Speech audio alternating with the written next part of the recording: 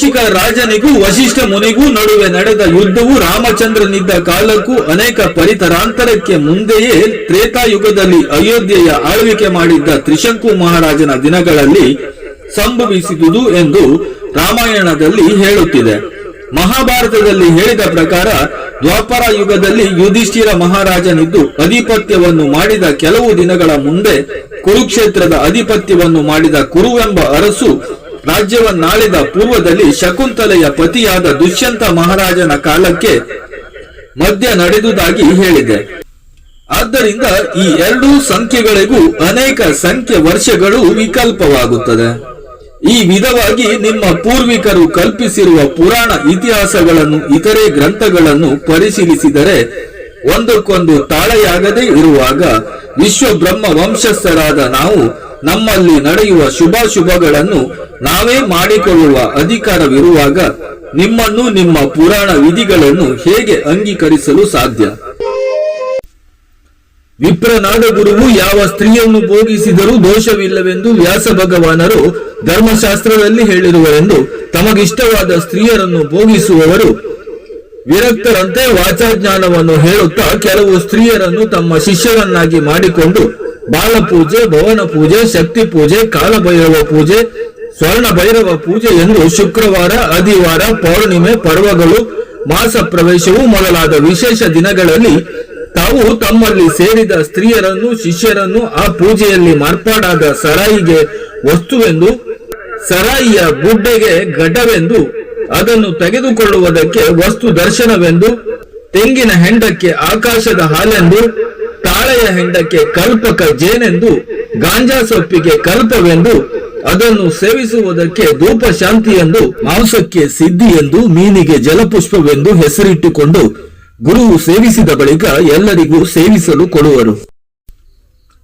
ಕಾಮಂ ಕ್ರೋಧಶ್ಚ ದೇಹಿ ತಿಷ್ಟಂತಿ ತಸ್ಕರಾಂ ಜ್ಞಾನ ರತ್ನಾಪಹರೇಣ ತಸ್ಮಾತ್ ಜಾಗ್ರತ ಜಾಗ್ರತ ಎಂದಿರುವ ಪರಸ್ತ್ರೀಯರನ್ನು ಇಚ್ಛಿಸುವುದು ಪಾಪವೆಂದೆಣಿಸದೆ ಸೀತಾದೇವಿಯನ್ನು ಇಚ್ಛಿಸಿದ ರಾವಣನು ತಾನು ಸತ್ತು ಹೋಗಿದ್ದರೂ ಅಪಕೀರ್ತಿಯ ಪಾಲಾದನಲ್ಲವೇ? ಪಾಂಡವರ ಪತ್ನಿ ದ್ರೌಪದಿಯನ್ನು ಮೋಹಿಸಿದ ಕೀಚಕನು ಮಡಿದಿದ್ದರೂ ಅಪಕೀರ್ತಿಯ ಪಾಲಾದನಲ್ಲವೇ? ಬೃಹಸ್ಪತಿಯ ಪತ್ನಿಯಾದ ತಾರಾಳು ಚಂದ್ರನನ್ನು ಇಚ್ಛಿಸಿದಾಗ ಅವನು ಗುರುಪತ್ನಿ ಎಂದೂ ಸಹ ಎಣಿಸದೆ ಅನುಭವಿಸಿದ ಪಾಪವು ಚಂದ್ರನನ್ನು ಬಿಡಲಿಲ್ಲವಲ್ಲವೇ? ಋಷಿಪತ್ನಿಯಾದ ಅಹಲ್ಯೆಯನ್ನು ಇಚ್ಛಿಸಿದ ಇಂದ್ರನು ನಡೆಸಿದ ಹೀನತ್ವವು ಇನ್ನೂ ಅವನನ್ನು ಬಿಡುವ ಹಾಗಿಲ್ಲವಲ್ಲ?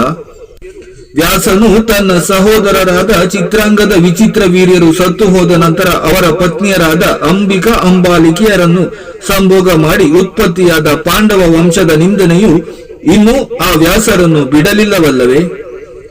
ಕಷ್ಟಪಡಲಾರದೆ ಸೋಮಾರಿಗಳಂತೆ ಯಾಚನೆಗೈದು ಕೈಚಾಚಿ ಕೇಳಿ ತಿನ್ನುವುದು ನಿಮ್ಮ ವಂಶದ ಸ್ವಭಾವ ಗುಣವಲ್ಲವೇ?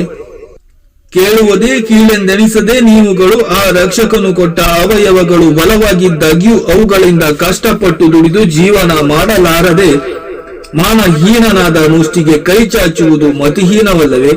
ನಿಮ್ಮಂತೆಯೇ ಮಾನವ ದೇಹವನ್ನು ಪಡೆದಿರುವ ಪಂಚಗೌಡರು, ಪಂಚದ್ರಾವಿಡರು ತಮ್ಮ ದೇಹಗಳನ್ನು ಗಣಿಸಿ ಕಷ್ಟಪಟ್ಟು ವಿದ್ಯೆಯನ್ನು ಕಲಿತು ಉದ್ಯೋಗವನ್ನು ಮಾಡುತ್ತಿಲ್ಲವೇ? ನೀವು ಎಲ್ಲರಲ್ಲಿಯೂ ಕೈ ಚಾಚುವುದಲ್ಲದೆ ದೌರ್ಜನ್ಯಾದಿಗಳಿಂದ ಕೈ ಎತ್ತುತ್ತಿರುವುದು ದೊಡ್ಡಸ್ತಿಕೆ ಎಂದು ಭಾವಿಸಿ ಯಾವಾಗಲೂ ವಿಶ್ವಬ್ರಹ್ಮ ವಂಶಸ್ಥರಲ್ಲಿ ದುರಾಭಿಮಾನವನ್ನು ಹೊಂದಿ ದುರಾಕ್ರಮಣವನ್ನು ಮಾಡುವುದು ಮತಿಗೇಡಿತನವಲ್ಲವೇ? ಪಂಚಾಂಗ ಗುಂಡಯ್ಯ: ಅಯ್ಯ ಮಾರ್ಗ ಸಹಾಯಾಚಾರಿ, ನಾವು 4 ವರ್ಣಾಶ್ರಮಗಳಿಗೂ ಗುರುಪೀಠದವರಾಗಿದ್ದುಕೊಂಡು ಧರ್ಮ ಕಾಮ ಮೋಕ್ಷ ಹೊಂದುವಂತೆ ಉಪದೇಶವನ್ನು ಮಾಡುವ ಸದ್ಗುರುವೆಂದೆಣಿಸದೆ ಭಕ್ತಿ ವಿಶ್ವಾಸಗಳನ್ನು ತೋರದೆ ನಮ್ಮನ್ನು ಹೀಗೆ ತೆಗಳುವುದು ಬುದ್ಧಿಹೀನತನವಲ್ಲವೇ? ಪಂಡಿತ್ ಮಾರ್ಗ ಸಹಾಯಾಚಾರ್ಯರು: ಓಹೋ ಪಂಚಾಂಗ ಗುಂಡಯ್ಯ, ನೀವು ಗುರುಪೀಠದವರಾಗಿದ್ದುಕೊಂಡು 4 ವರ್ಣಾಶ್ರಮಗಳಿಗೂ ಇಹ ಪರ ಸಾಧನೆಯ ನೊಂದುವಂತೆ ಉಪದೇಶವನ್ನು ಮಾಡುತ್ತಿದ್ದಿರಲ್ಲವೇ? ಗುರುಸ್ಥಾನವೆಂಬುದರಲ್ಲಿ 4 ವಿಧಾನಗಳುಂಟು. ಆ 4ರಲ್ಲಿ ಒಂದಾದರೂ ಇಲ್ಲವಲ್ಲ? ನಿಮ್ಮಲ್ಲಿರುವ ಕಾರಣಗಳೆಂದರೆ ಮೊದಲನೆಯದಾಗಿ ಮತ್ಸ್ಯದಂತೆಯೂ, ಎರಡನೆಯದು ಆಮೆಯಂತೆಯೂ, ಮೂರನೆಯದು ಪಕ್ಷಿಯಂತೆಯೂ, 4ನೆಯದಾಗಿ ಭ್ರಮರದ ಹಾಗೆಯೂ ಇರುವ ಇವುಗಳಿಗೆ ಹೇತುವಾಗಿ ನಿಮ್ಮ ವಿಪ್ರ ಜಾತಿಯ ಗುರುಗಳಲ್ಲಿರುವ ನಡತೆಗಳು 4 ವಿಧಾನಗಳು. ಅವು ಹೇಗೆಂದರೆ, 1ನೆಯದು ವಿದ್ವಾಂಸನಂತೆಯೂ, ಎರಡನೆಯದು ವೇಶ್ಯೆಯ ಹಾಗೆಯೂ, ಮೂರನೆಯದು ವ್ಯಾಪಾರಿಯ ರೀತಿಯಾಗಿಯೂ, ನಾಲ್ಕನೆಯದು ರಾಜನಂತೆಯೂ ಇದ್ದು ವರ್ತಿಸುವುದು. ಅದು ಹೇಗೆಂದರೆ, ತಾವು ಬಯಸಿದ್ದನ್ನು ತಮಗೆ ಕೊಡುವವನನ್ನು ದೇವರು ರಾಜರೆಂತಲೂ ಹಾಡಿ ಪಾಡಿ ಸ್ತುತಿಗೈದು ಪಡೆಯುವುದು. ದಾತೃತ್ವವಿಲ್ಲದವನನ್ನು ಮಹಾಲೋಭಿ ಎಂದು, ಪಿಶಾಚಿ ಎಂದು ಬಹು ನಿಷಿದ್ಧವಾಗಿ ತೆಗಳಿ ನಿಂದಿಸುವುದು. ಕೇಳಿದ್ದನ್ನು ಕೊಟ್ಟರೆ ಅವರನ್ನು ತಮ್ಮ ಶಿಷ್ಯರೆಂದು ಹೊಗಳಿ ಕೊಡದವನನ್ನು ನಾನಾ ರೀತಿ ದೂಷಿಸಿ ತೆಗಳುವರು. ಮತ್ತೆ ಬಯಸಿದ್ದನ್ನು ಕೊಡುವವನು ಹೀನನಾಗಿದ್ದರೂ ಸ್ನೇಹಿತರೆಂದು ಉತ್ತಮನಾಗಿ, ಕೊಡದವನನ್ನು ಕ್ಷುಲ್ಲಕನೆಂದು ದೂರ ಸರಿಯುವರು.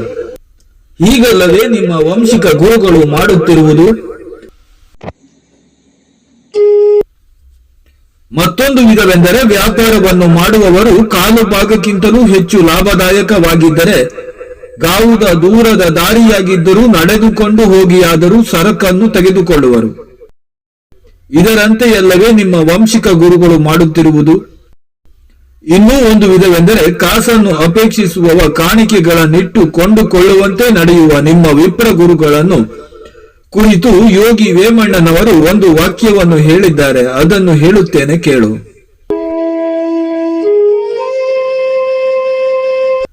ತನ್ನ ತಾನರಿಯದವ ತಾನ್ಯಾರಿಗೆ ಗುರುವು, ಪಾಲು ಮಾಲಿದಂತ ಮತಿಯ ಹೀನ ಮಗನು, ಕಾಸು ಪಾಸಿಗಾಗಿ ಕಟ್ಟುವನು ಕರ್ಮಗಳ, ವಿಶ್ವದಾಭಿರಾಮ ಕೇಳೋ ವೇಮ. ಇದರ ಭಾವಾರ್ಥವು, ತನ್ನನ್ನು ಹುಟ್ಟಿಸಿ ಬೆಳೆಸಿದ ರಕ್ಷಕನನ್ನು ಅರಿಯಲಾಗದ ಗುರುವು ಮತ್ತೊಬ್ಬನಿಗೆ ಗುರುವಾಗಿದ್ದು, ತನ್ನನ್ನು ಹುಟ್ಟಿಸಿದ ಕರ್ತನಿಗೆ ಕಾಣಿಸದಂತಿರುವವನು ಮತಿಹೀನ ಮಗನಂತೆ. ಅಂದ ಹಾಗೆ ನಿಮ್ಮ ವಿಪ್ರರು ಕಾಸಿಗಾಗಿ ಗುರುವಿನ ವೇಷಗಳನ್ನು ಹಾಕಿಕೊಂಡು ಪಾಪದ ಮೂಟೆಯನ್ನು ಕಟ್ಟಿಕೊಂಡು ಹೊತ್ತು ತಿರುಗುತ್ತಿದ್ದಾರೆಂದು ಹೇಳಿದ್ದಾರೆ. ಸನ್ಮಾರ್ಗವಿಲ್ಲದ ದುರ್ಮಾರ್ಗರಾದ ಗುರುಗಳು ರಾಜರಿಗೂ ಪ್ರಭುಗಳಿಗೂ ದೀಕ್ಷೆಯನ್ನು ಕೊಟ್ಟಾಗ ಸಂಸಾರಸ್ಥರನ್ನು, ರೈತ ಜೀವಿಗಳನ್ನು, ಶ್ರಮ ಜೀವಿಗಳನ್ನು ರಕ್ಷಿಸಬೇಕೆಂದು ಜ್ಞಾನವನ್ನು ಬೋಧಿಸದೆ ತಮಗೆ ತಕ್ಕ ಪ್ರತಿಷ್ಠಿತ ಕಾಣಿಕೆಗಳನ್ನು ಕೊಡುವಂತೆ ಕೇಳಿಕೊಳ್ಳುತ್ತಾ ಬಂದಿದ್ದಾರೆ. ಕಳ್ಳರಿಗೆ ದೀಕ್ಷೆಯನ್ನು ಕೊಡುವಾಗ ಕಳ್ಳಧನವನ್ನು ಸಂಪಾದನೆ ಮಾಡಬಾರದೆಂದು, ಕಳ್ಳತನ, ಹಿಂಸೆ, ವ್ಯಭಿಚಾರಾದಿಗಳನ್ನು ಮಾಡಬಾರದೆಂದು ಹೇಳದೆ, ನೀವು ಸಂಪಾದಿಸಿದ ವಸ್ತು ಇತ್ಯಾದಿಗಳಲ್ಲಿ ಉತ್ತಮವಾದದ್ದನ್ನು ತಮಗೆ ತಂದು ಕೊಡಬೇಕೆಂತಲೂ, ಹಾಗೆ ಕೊಡದಿದ್ದರೆ ನಿಮಗೆ ಚೋರತನದ ಫಲವು ಅದರ ಪಾಪ ತಾಪಗಳು ತಟ್ಟುವಂತಾಗುತ್ತದೆಂದು ಹೇಳಿ ಕಳುಹಿಸುತ್ತಾರೆ. ಹೀಗಿರಲು ಸದ್ಗುಣಗಳು ಫಲಿಸುವುದೆಂತು?